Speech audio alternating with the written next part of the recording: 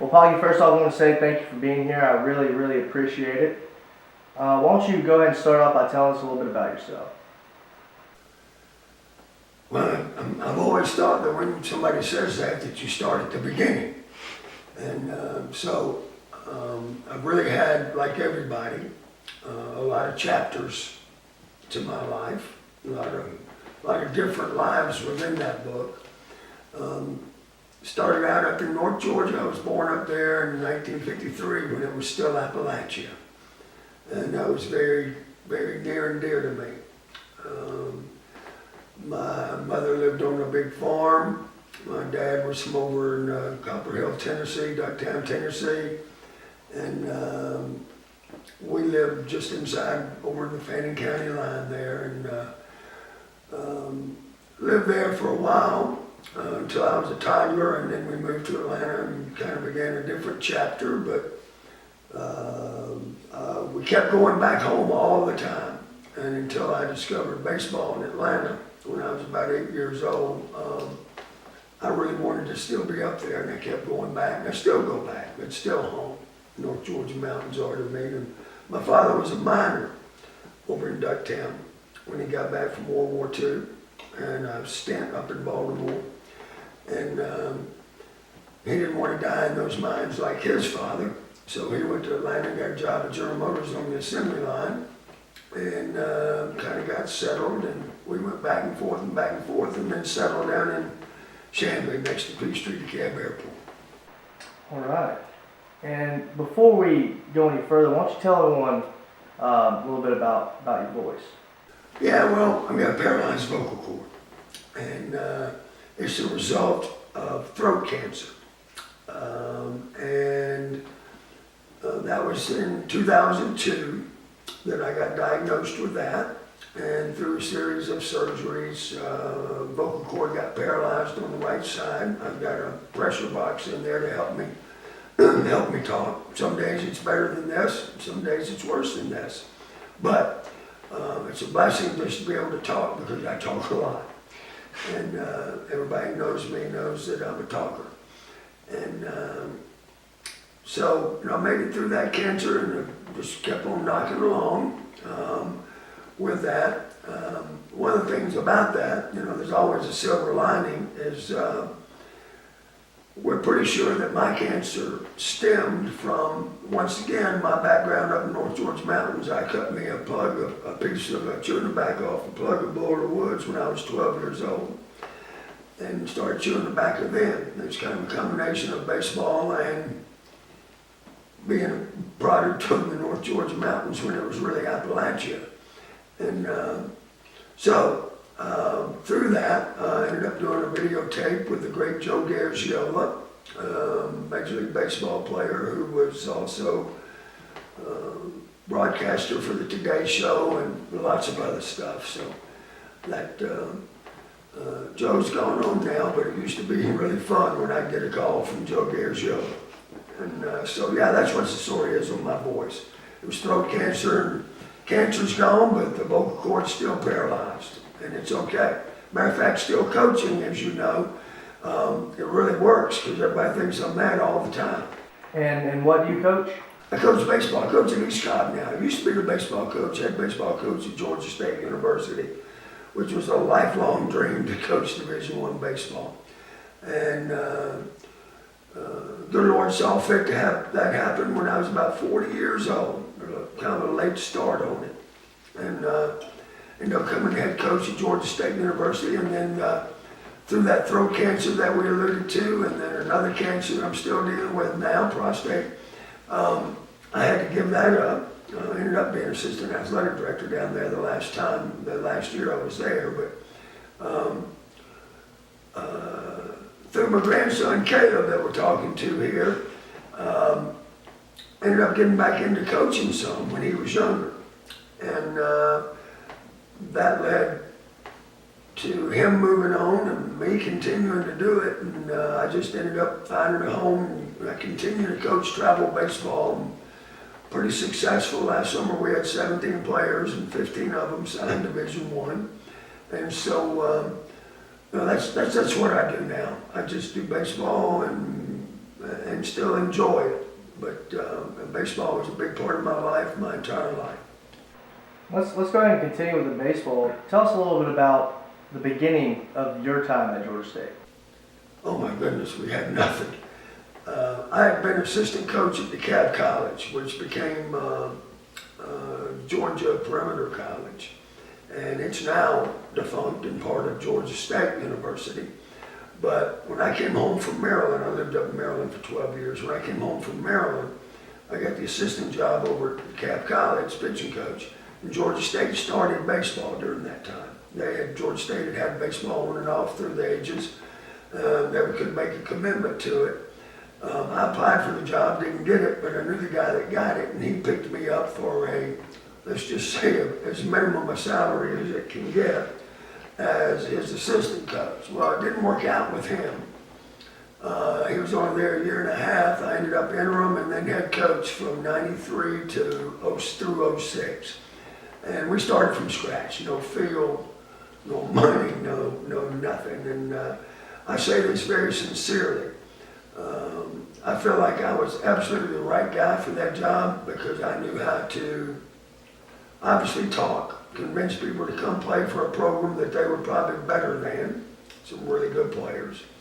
I knew how to work on the facility. I knew how to grow turf. I knew how to find the right people to help me fix sprinkler systems, put up fences.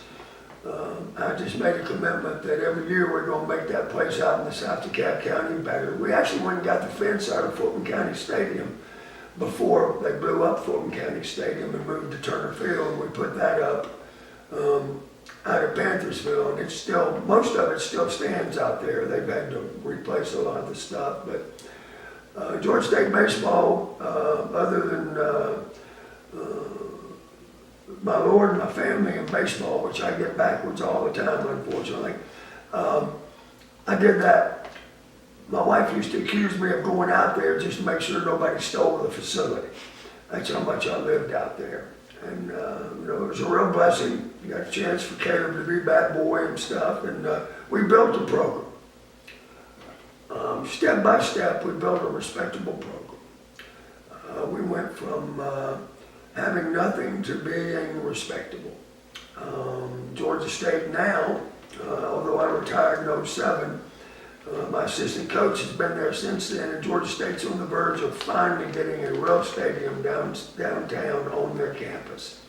And so I'm very proud of the fact that through all the wonderful people that believed in it, that we were able to establish a program that's not going anywhere this time. And it was an awesome ride. Just one of the things that I enjoy the most is when I get calls from my former players or see them, and all the stories they want to talk about and all the things they want to do and reminisce about. So that was a big, big part of my life and my family's life. Your family's life, our family's life, my wife's family, my wife for sure. So I'm a Tennessee ball football fan, but I'm a Panther otherwise through and through. And because of your success as a coach there, you're in a couple Hall of Fames, aren't you? Tell us a little bit about that. I'll put a little twist on that. I'm in 2 Hall of Fames, and I'm really thankful for that. Really honored, really blessed, totally flattered. I'm in the Georgia State Athletic Hall of Fame, which is, that's a true honor because that was family. And the other one's a true honor as well. I'm in the Georgia Dugout Club, the baseball dugout club for the entire state of Georgia. I got elected into that a few years ago. And my take on that is I'm probably the only guy in 2 baseball Hall of Fames that the reason he's in there is because he wouldn't let him drop the program, being the main reason. Not for the most wins of any baseball coach, but a guy that was willing, with all the people he could get to help him, to build a facility, get a budget, not let Georgia State entertain dropping it like they did in the 60s, like they did in the 70s, like they did in the 80s. and it's now been around 26 years. It's not going anywhere. And so, yeah, I appreciate you mentioning that. I'm very proud to be in those two Hall of Fames. I'm very grateful for that. So. Why don't you give us a couple of your favorite stories, a couple of your favorite player stories during your time at Georgia State? I know you had a bunch of class clowns and funny guys. So why don't you tell us a few funny stories about that? Like you referenced, they are endless when you're dealing with young men in a college environment playing athletics. Let me see. Well, one comes to mind. We had this young man named Anthony, and well, I've got a couple, and we'll start with Anthony. We played Division I, so we played Georgia every year a couple times. We played down at Panthersville, we played in Athens. We played in the middle of the week. And so we go up to Athens, and we're ahead of Georgia. I think it was on a Wednesday night. And we're up 5-1. We end up losing 9-5. And so, needless to say, I wasn't real happy. Team atmosphere wasn't real happy, and we just go up there and back that night. And normally we play pretty good, we eat pretty good, but that night we didn't play good, so we just got the charter bus to stop at McDonald's. And I said, guys, you got 30 minutes, and here's your meal money. So we get back on the charter bus, and I, for some reason, told the guys, just hold it down. I don't want to hear any noise. We've only got an hour to get home. I just don't want to hear anything. So we're driving down Athens Highway, and one of my players, Nathan Knight, who's now a pastor up in D.C., Nathan comes up and taps me on the shoulder. And I said, what do you want, Nathan? And he goes, Coach, Anthony's in the car next to us. And I went, what? And he goes, just look down, Coach. So I look down next to the charter bus, and one of my pitchers, Anthony from California Junior College, is in the back seat of this little red sports car, waving at me and smiling. And there's two co-eds in the front seat, cute little blonde-haired Georgia co-eds. And so I went, holy whatever. And I told the bus driver, pull over when you can, man. So now the bus is laughing, and I can't help but say that's okay. So we pull over, Anthony gets on, and I said, what the hell, man? What are you doing there? And he goes, Coach, I had to take a crap. I came out and the bus was gone. What you want me to do? So, Well, as a head coach, you deal with a lot of umpires. Give us some of your best umpire stories. Getting ejected from games. Well, I won't get into one where I really showed my, you know what, down in Mercer, where I started throwing some bats and balls out on the field. But up in Knoxville one time, we used to go up there and play Tennessee all the time. And we were up there for a 3-game set. This is in the early 2000s, and we had a really good team. We were better than Tennessee, and that's fact. And started out, and it became clear early Friday. We were playing Friday afternoon, Saturday afternoon, Sunday afternoon. It was early in the season. The weather could have been cold, but we got a nice weekend. And it became clear that SEC umpires were not going to let us win, even though we were the better team. And we were getting picked off when we were safe. Our leads in the games would be taken away from us, but all of a sudden we wouldn't be able to throw a strike and they couldn't throw a ball. So by Sunday I'd had enough. And the same thing was happening. We had a catcher from Canada named Slasher. And Slasher was letting me know, and Slasher was not afraid. He was letting me know that, Coach, the strike zone's ridiculous, man. And we walk in the tying run in the bottom of the 8th inning on a 3-2 pitch, bases loaded. That was obviously a strike. It was just right there. So I go out to the mound, and I'm talking out there. The whole infield's in there, and Schlosser's just livid. And he goes, "Coach, that pitch, I got this, Schlosser. I got this." The home plate umpire comes out.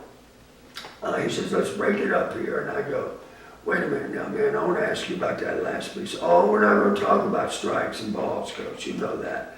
And I said, "We're going to talk about it right now because my catcher did not move." And he said, "Coach, that ball was in the opposite batter's box." And I went, "I know that my catcher didn't set up without moving, because he caught the ball without moving." In the opposite batter's box. He's a really good all-conference catcher, and I don't even have to ask him if he did that. I know he didn't. And this umpire proceeded to ask me, "Are you questioning my integrity?" To which my response was, "No, because you don't have any." That became instant exit for me. But I got my money's worth in front of about 3,000 people in Lindsey Nelson Stadium in Knoxville. And as I headed toward our dugout, the Tennessee fans, most of them students, began to applaud me. And so I just took my hat off and tipped it and threw it to the dugout from quite a ways off. And it was a perfect frisbee all the way in, and I got a standing ovation. It was my favorite exit ever. I got my money's worth. Keep on going. Keep on going with the umpire stories. I know you got plenty. Oh, I do have plenty. Conference tournament down in Jacksonville. We're one game away from playing for the conference championship and going to a regional. And we were really thin behind the plate. We only got one catcher, and his legs are jelly. But we're staying right in there in this game, and we're down a run in the ninth. And our leadoff man, Mike Nelson, drag bunts. Well, he batted ninth, but he led that inning off. And so he drag bunts, and he is safer than money in the bank. And they out him. They called him out. So I went out there and I argued. And the umpire tried to get away from me. And if Nelly gets on, we've got the tie and run on in the ninth. And the lineup I had that year from 1 through 5 played pro ball. And so all we had to do is get somebody on right there, in my opinion. And we did, but we didn't. So I wouldn't let the umpire get away from me. And he finally gave me the heave-ho. And I threw my hat down. In the meantime, he had turned away from me. I threw my hat down and kicked it. Well, it hit him right in the butt. And he turned around ready to fight, basically, and another umpire ran in there. And during this whole time, my wife's over in the stands going, Mike, calm down, Mike. And it's a full-blown melee out there in the infield. We got 4 umpires involved with me kicking a hat and telling the guy that it hit. 3 umpires telling the guy that it hit that it was an accident, that I didn't do it on purpose. Ooh. That's probably one of my favorite ones. Yeah. Well, I think you were there, but too small to remember. I believe I was. Yeah, I think so. But anyway, it's just part of baseball, and I still enjoy that. And some of my players remember my sayings, like, I think you rewarded the wrong guy there, stuff like that. So it's just baseball, and baseball is a lot of me. All right.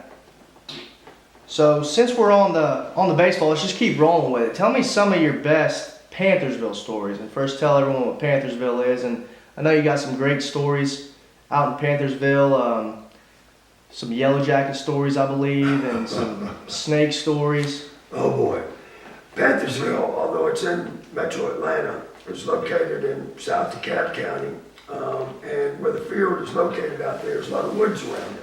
It's on the campus of what used to be DeKalb South, that junior college I alluded to earlier, and now it's actually a satellite campus of Georgia State. But there are a lot of animals out there. Georgia State actually has a research center out there in the woods hidden away to where they do communication research with monkeys and chimpanzees. And I used to go there sometimes. It was really cool to see them walking a German Shepherd on one leash and a chimp walking on another leash, standing up, going down the road. It was kind of cool. They let me in over there to go get parts I needed to repair something. But there's an old boy out there that he did the maintenance on the recreation fields, the intramural fields, and he and I got pretty close. And old boy's a pretty crude guy, but I got along with him well. I had to borrow a lot of his equipment. He taught me how to drive a backhoe. Of course, I picked up on a Bobcat real quick, but Butch's always doing stuff. And Butch was going back into the compost pile one morning, just to turn it over. And that's back in the woods back there down toward the South River. And I happened to come pulling in just as Butch comes running out of the woods, butt naked. And I'm like, oh my goodness. And Butch had flipped over the largest yellow jacket nest in history in that compost. And he had a bobcat that he had enclosed so he could work in cold weather without the wind blowing through there. And all those yellow jackets got up inside that cab with him. And he must have been stung 100 times, and he was trying to get him out of his clothes. But I'll never forget that sight, Butch coming running out of those woods with zilch on. You know, he didn't even really get sick. I mean, he went for a checkup, but all those stings, he really didn't even get sick. And there were a lot of black snakes in Panthersville. There were a lot of, I actually considered myself friends with the hawks. The hawks, I would actually talk to the hawks out there. They'd land on top of the fence and they'd let me get close to them. And one of them got in a batting cage one day and I was in there with him trying to get him out and couldn't get him out. So Butch came and helped me and I stood on the ladder and held the net up while Butch scared the hawk. And the hawk flew right underneath my armpit, about 4-foot wingspan or more, and just scared the you-know-what out of me getting out of there. But there are a lot of snakes out there. And out there. And one more story about Panthersville, about that kind of stuff. One morning, it was cool in the fall, and I was going to go get the dump truck. And sure enough, I got over there and tried to crank it. And I did all the maintenance on the field and everything like that. At Georgia State, we didn't have any budget, obviously. I did all that kind of work, as well as coach a little baseball on the side. But we intermixed with equipment. I went and used the physical plant equipment before we had our own. So I was going to get the dump truck. I think I was going down to Fulton County Stadium to get some used track material.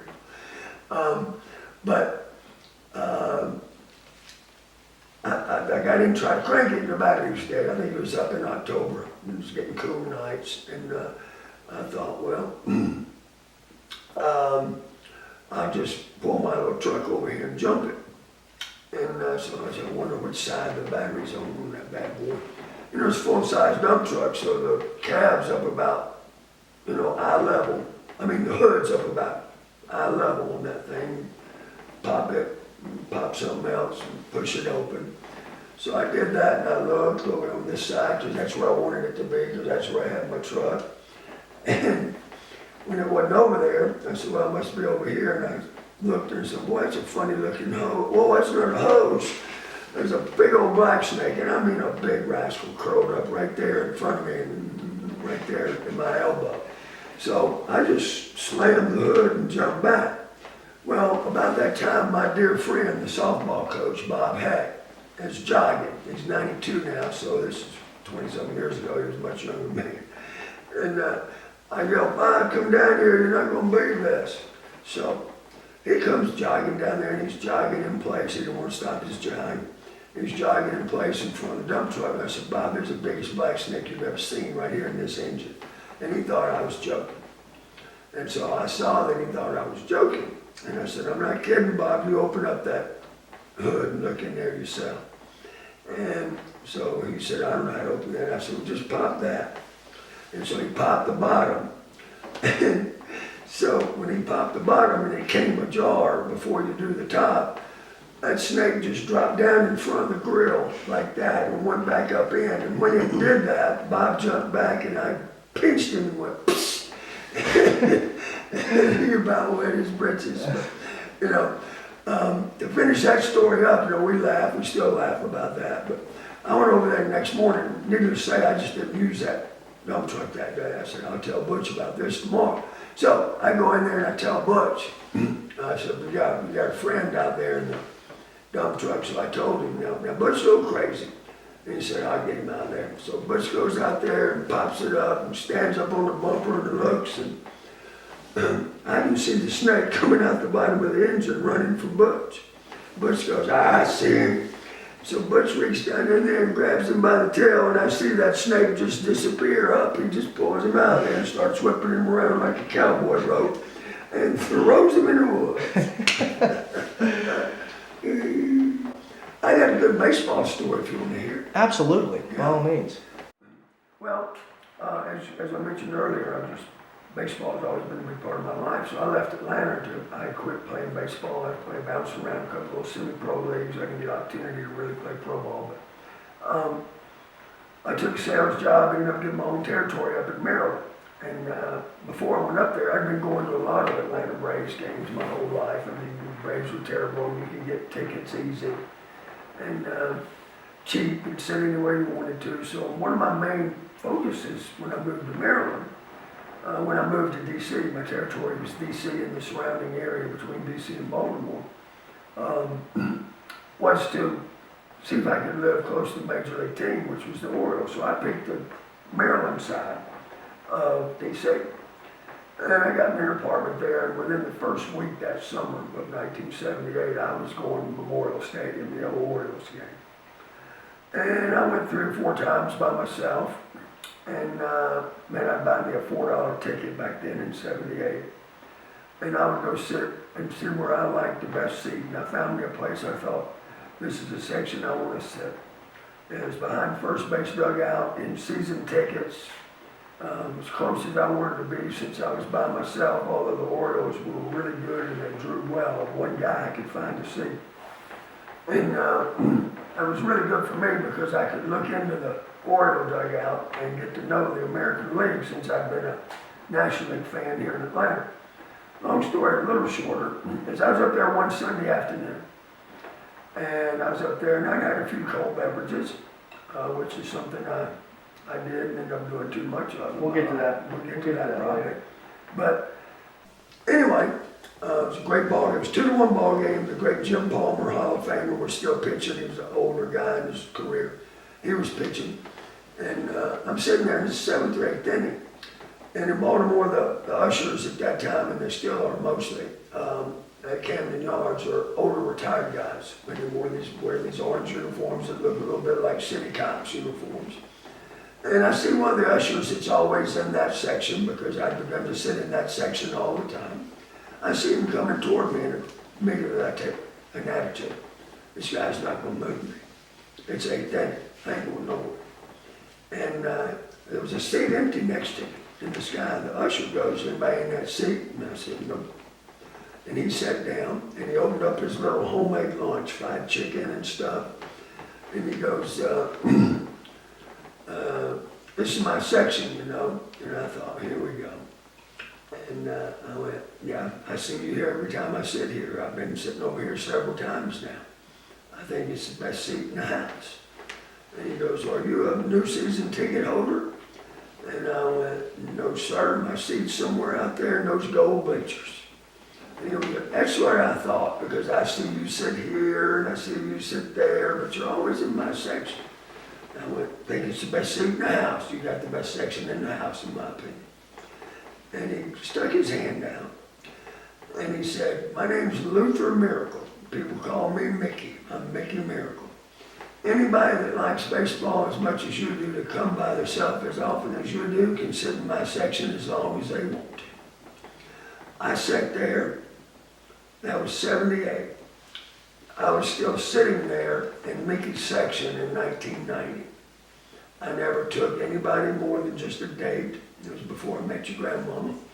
And our buddy, or myself, Mickey would never take a tip.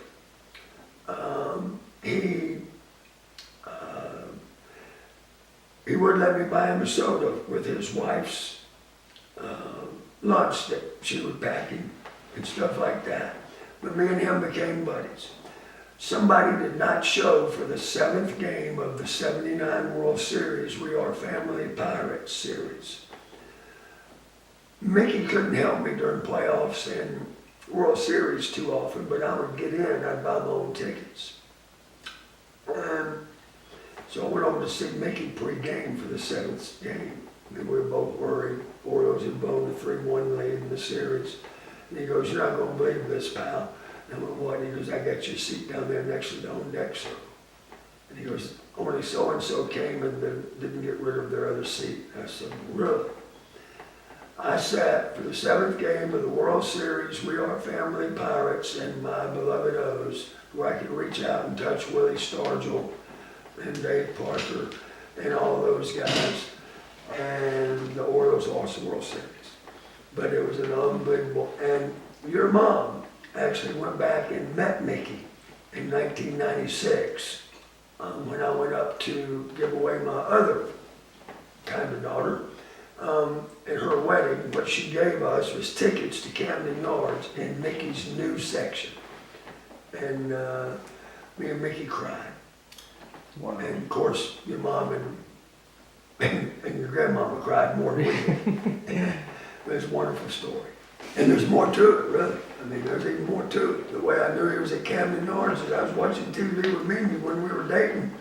And I jumped up and ran up to the TV and said, "I know that guy." And she said, "You know that player?" And I went, "No, I know that usher." I saw him wiping some seats down. Yeah, this is good. All right, let's go ahead and take it back to your early life in the North Georgia mountains and some stories from up there, because I know that's such a unique region and unique culture. So just tell us a little bit of stories about that. Well, I'm really glad you did that, because that's a cherished part of my life, and still is to this day. And that is where I will finish up this world at some point. It was back in Fannin County, Copper Basin area of Tennessee and up in there. But yeah, like I said earlier, when I was born up there, it was still Appalachia. Now it's still a lot of cabins, a vacation area. Downtown Blue Ridge is a destination for tourists. It's a beautiful place.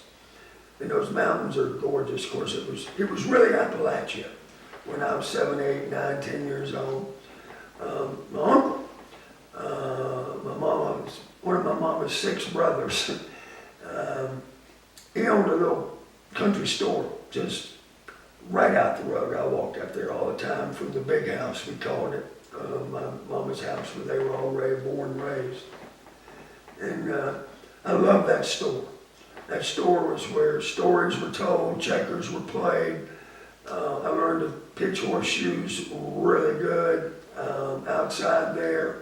People came just to hang out. I learned all the delivery men from Amico Oil, and Marita Bread, and Sunbeam. It was awesome. That was my hangout. By the time I was 12 years old, of course I was living in Atlanta, but I just went back up there for weeks at a time.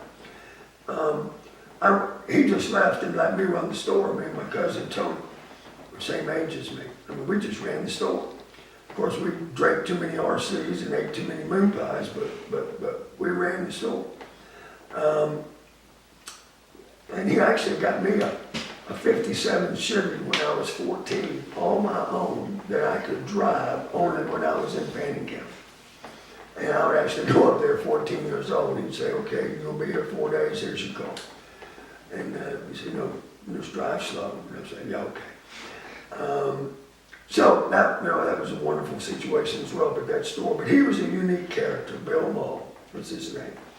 And he ended up losing both his legs due to diabetes and stuff, but he kept the store, ended up with a tire store out the road next to Lake Blue Ridge, out at Morganton Point, Lakewood area of Fannin County. But anyway, that little store, I still have the sign, Ball's Grocery. Actually, it's on the deck over at my niece's house now. But things got traded there. People would stop by and trade things for food. I remember when I was real young, I would see a whole family come in, and again, this is really Appalachia, but they wouldn't have a car. And they would have all walked down from where they lived back up in there in the hills somewhere, and I would see them walk back with supplies. They'd come get them, put them on credit sometimes, a lot of times. I'd see a guy named Fish, they call Fish and his family. Fish would come down, and I'd see Fish walking back and just disappear, and I was just amazed. I'd see Fish just disappear back up in the woods. Where's he going? He's going home. And he'd have a big sack of flour on one shoulder. Everybody'd be carrying canned goods, meal, cornmeal, stuff like that. And he'd come down once a month, twice a month, and my Uncle Bill would give him credit, so on and so forth. So things got traded there. People would come in and that's how he got that 57 Chevy on a trade and so on and so forth. But I went up there one time because I had heard, we went up there and we'd heard that Uncle Bill had traded for a monkey, a spider monkey. And Uncle Bill never got married. He was one kind of happy-go-lucky, laughing all the time, big fat belly jiggling guy. And sure enough, he had this monkey in the cage. And he had it at the store, and then he would bring it back home out to his house. He lived with my grandmother, and at my grandmother's house was my grandmother, my great-grandmother, and my Aunt Ruth, and Uncle Bill, in the big house where my mom and all the kids had been raised. It was just the most special place to me in the world. And so everybody hated the fact that Bill had that nasty monkey. He'd let the monkey out and have it on a leash, and the monkey would come over to you and want to get on you and exercise on you a little bit, let's say. And but anyway, my father in particular was like, get rid of that monkey, man. But Bill liked that monkey. And so he kept it, he'd take it to the store, and it was a talking conversation piece out there at the store. But when he got out on the leash, he'd keep him on the leash just to get out and have fun with him. And that monkey just wanted to get loose, obviously. Well, one day at home in the big house where there's two big rock chimneys on either side of this two-story white old-timey house built in like late 1800s, no longer there. Monkey got loose, and the monkey proceeded to climb straight up one of those chimneys to the top. Now, a lot of the rocks on the chimney were loose, and that monkey was just having a ball. There's a very steep pitch on the top of that between the two, and that monkey was running that rail across there back and forth and grinning like he was laughing at us. And all of a sudden, that monkey figured out that he could grab those rocks and throw them. So we're down there on the ground. I'm rolling around laughing. Other people, my cousins and I, are rolling around laughing, but everybody else is serious about how to get that monkey down. All of a sudden, that monkey starts taking those rocks and throwing them at us. He starts, and you can actually literally almost see that monkey laughing after he'd throw those good-sized little hand rocks down at us in the crowd. So, amazingly, after a good period of time, the monkey came down. To this day, we think he got hungry and knew where he got fed. And so they put him back in the cage, but that monkey got retraded real quick after that. I can imagine. That's a funny monkey story. I know you got plenty more about those North Georgia mountains. Oh yeah, I just later on in my life, I knew where every moonshiner was up there because it was I knew where the best one was for sure, which was really crazy. This past summer, this guy was working on the field, one of the tournaments I played in. And when I got talking to him, one of the tournaments that my scout team played in, I told him where I was from. He asked me, he goes, "I bet you knew Max McGee." And I said, "Best moonshiner in Fannin County." He said, "I knew him too." He was from up there as well. And yeah, later on, teenage life and college life, Fannin County was dry then. It's not now. So if you wanted to drink, you had to go to the moonshine. And most of those roads were, like I said, it was pretty, not a lot of people lived up there then, like they do now. So I know we shouldn't have been drinking and driving, but we did things like shoot the BB gun, hanging out the window while we were driving, coming down the road on that moonshine. I ended up getting too drunk on that moonshine and got sick at my grandmama's house, and I made a promise that I would never drink at my grandmama's house again. I had too much respect for her. But yeah, we did the moonshine in Fannin County and so on and so forth. I thought the only place you could vacation until I was about 12 years was Sea Rock City or Cherokee, which now I go to Cherokee and gamble because my best fishing buddy doesn't fish anymore. He goes to Cherokee. But we would go up there for vacation just to camp and look at the Indians, which is obviously a part of history that's different now. I was about 6 years old one time and became fascinated with this chief outside one of the stores there in his full dress. And he taught me how to crack a whip. He taught me, he cracked a whip to draw people in. And he taught me, it was just me and my dad. And he taught me how to crack a whip. And he told my father that he thought he would like to have me stay with him, that I would make a good Indian boy with him. And that scared me. I said, "No, I'm not staying. I'll just come up with my daddy." But we went, we finally, when I guess left 12 years old, we went to the beach, and then we started having normal vacations down in Clearwater. I mentioned horseshoes earlier, and my dad and I would take horseshoes with us to Clearwater. Between the two of us, we took all comers. And the only time we ever lost on the beach in Clearwater was to two tobacco growers, had two tobacco farms, two brothers from Kentucky, and they wore us out. And so, yeah, that was my background. My father was a little disappointed sometimes because I didn't like to go over to Ducktown. His parents grew up in company housing. A lot of people don't know what company housing is.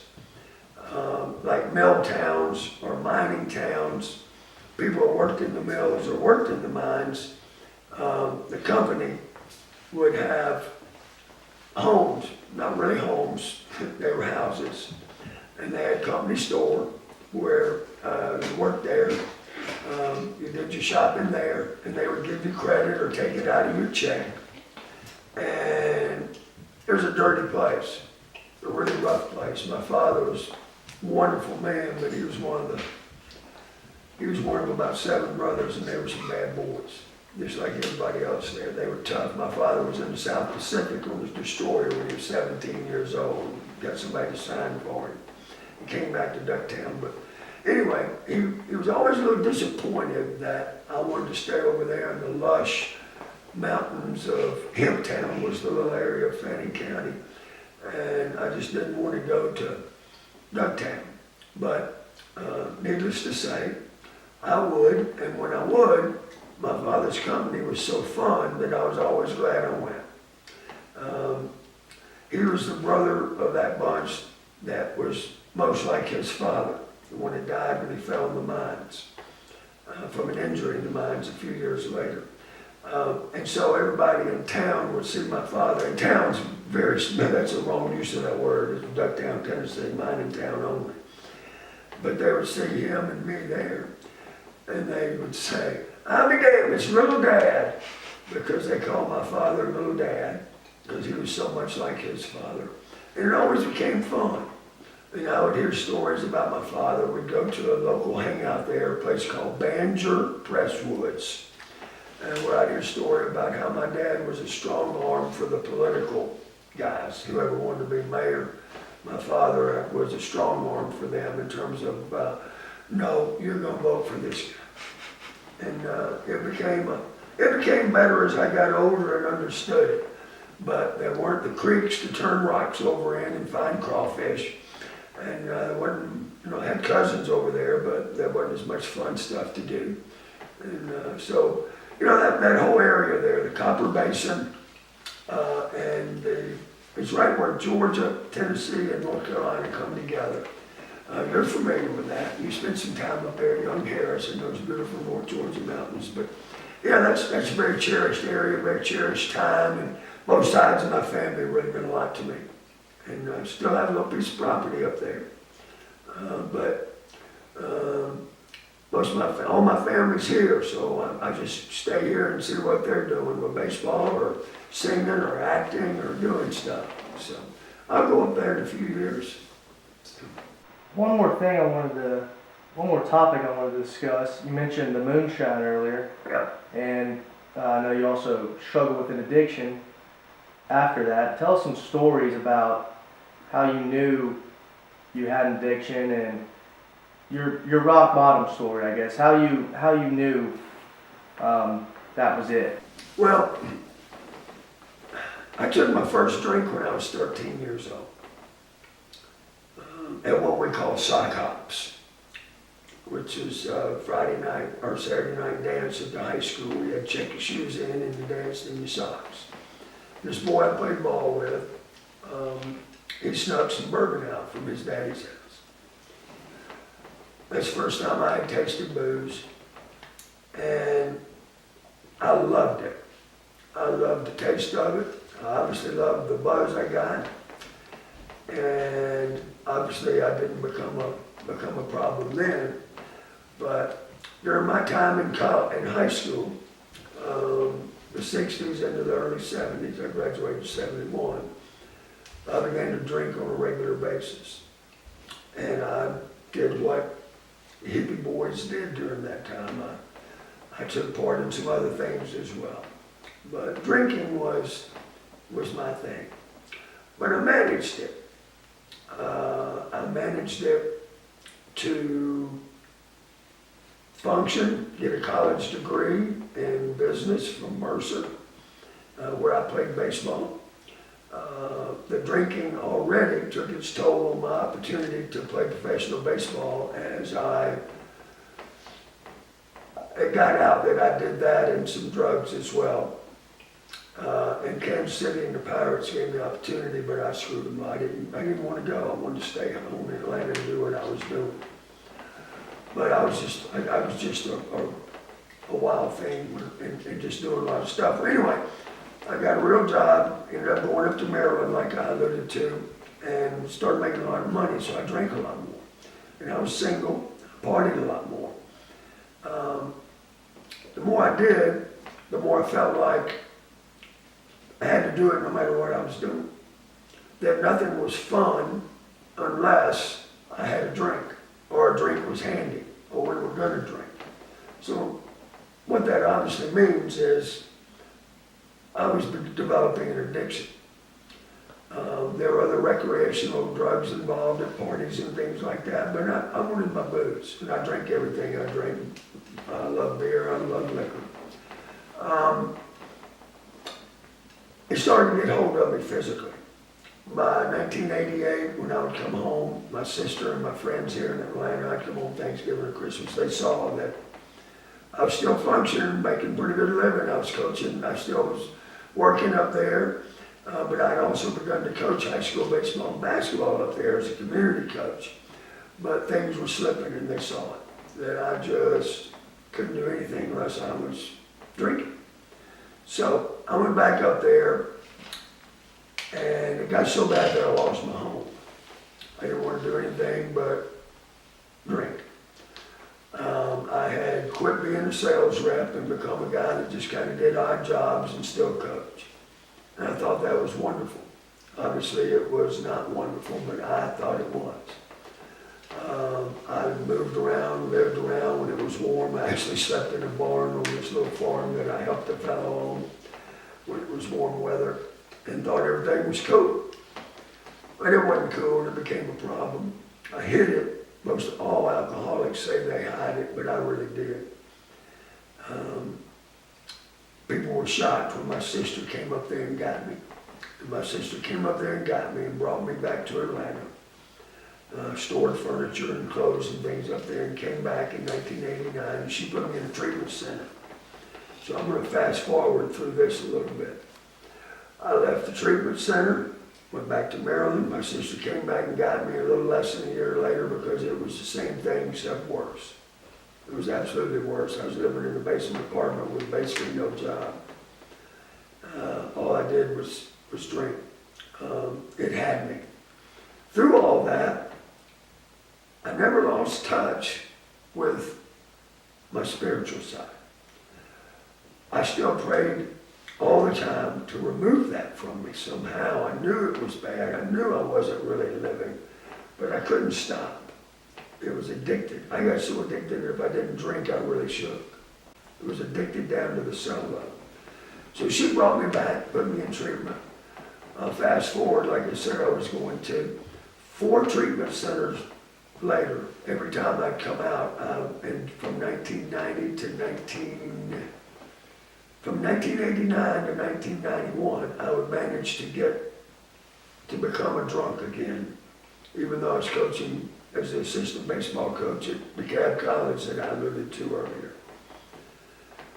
It got to the point to where if I couldn't afford alcohol, I would drink anything that had alcohol in it, because I had to. My body was addicted to it.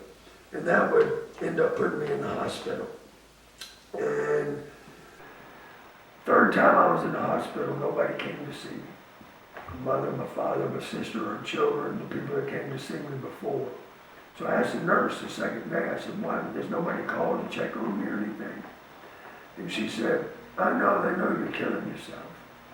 And that they don't want to see that, they love you too much. And that did something to me. I'd gone to AA meetings, which are fabulous. AA is a wonderful organization. But that day, in that hospital, I had an IV in my arm, I'll never forget. I got down on the floor, and I got on my knees, and I said, Lord, I don't want to do this anymore. And I know we don't make deals. That you don't say, if you'll do this, I'll do this. But I said, Lord, you got to take this demon from me. And if you take that demon, then I'll serve you. I'll be able to serve you. And I've tried to do that since. That was in July of 1991. I haven't had a drink since. Praise his name. Now, I still want to drink. I'm an alcoholic. I can still taste booze from time to time. I did it from the time I was 13 to 39. That summer, I met your grandmother. She was 44 and I was 40 or something like that. We got married 6 months later, and at the same time all that was going on, I got the job at Georgia State. And although I didn't make the money like I made up in Maryland, where I made a lot of money and wasted it, I got a family, and I got rid of my demon, and I've lived a blessed life, even though I've had 2 stage 4 cancers. So what? You just do what you do. God's been really good to me, and I've had opportunity, as I said early in this talk, I've had a lot of chapters in my life, and they are fun to talk about, and they're fun to use to hopefully help people to maybe avoid some pitfalls. And some of them are sayings that my players at Georgia State still use. And since we talked about my addiction, I'll end with that on that topic, and that is, I saw some of them lately and they said, Coach, one of our favorite sayings is, you don't need to drink, you don't need to smoke, you don't need to snort anything, because you've done them all for us, Coach. And those things are things that I cherish that my players have paid attention to, hopefully. Well, I think that's about the best ending to the conversation I could have thought of, and I really appreciate all that. This has been fun for me. Yeah, thank you very much for being here today. That was awesome. Well, thank you for having me, and as I told you earlier, I like to talk. And again, I have stuff to talk about, I think. So thanks very much. Absolutely.